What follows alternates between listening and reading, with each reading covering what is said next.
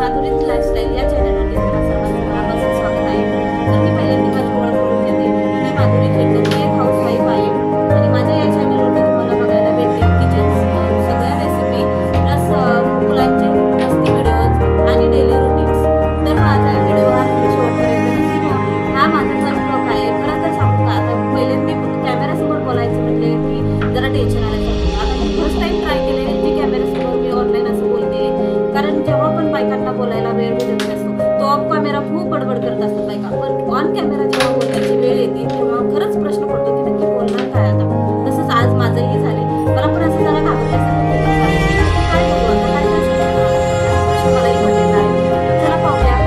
तर असं हे माझं किचन, हे माझं देवघर आहे। आज पहिल्यांदा मला मी कधीतरी असं कलश ठेवला आहे, कधीच तुमचं नारळ असं बोललेलं नाही। तर असं हे सगळं माझं देवघर आहे।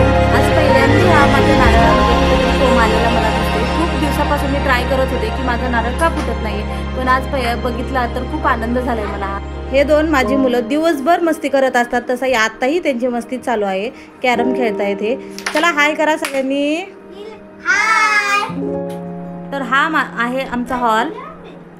आम्ही ज्या ठिकाणी राहतो म्हणजे आम्ही राहतो फॅमिली क्वार्टर्समध्ये, सरकारी क्वार्टर्स आहे, त्यामुळे इथला एरिया खूपच छोटा आहे। तरीही आम्ही सगळं सामान व्यवस्थित लावण्याचा प्रयत्न केलेला आहे। आणि सतत पाऊस चालू असल्यामुळे मुंबईला खूप पाऊस आहे, त्यामुळे सर्व कपडे रोजच घरातच सुकवावे लागतात। चला तर जाऊया किचनकडे। आता हे माझं छोटंसंच किचन आहे, पण मी डेकोरेट करण्याचा प्रयत्न केलेला आहे। तर कसं वाटतंय तुम्हाला नक्कीच मला कमेंटमध्ये सांगा।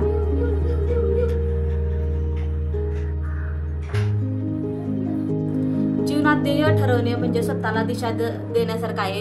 ध्येयाशिवाय जीवन म्हणजे नकाशाविना प्रवास आहे। प्रत्येक छोटं पाऊल हे तुमच्या यशाच्या जवळ नेणारं असतं। त्यामुळे तुम्ही केलेले एक लाईक आणि सबस्क्राईब हे माझ्यासाठी खूप मोठं मोटिवेशन ठरेल। त्यामुळे तुम्ही माझ्या चॅनलला लाईक आणि सबस्क्राईब नक्की करा। तर जाता जाता आता एवढंच सांगते की व्हिडिओ जर आवडला असेल तर लाईक आणि सबस्क्राईब नक्की करा। कसे आहात, मजेत आहात ना? हसलंच पाहिजे। तर हसा आणि निरोगी राहा। Bye bye.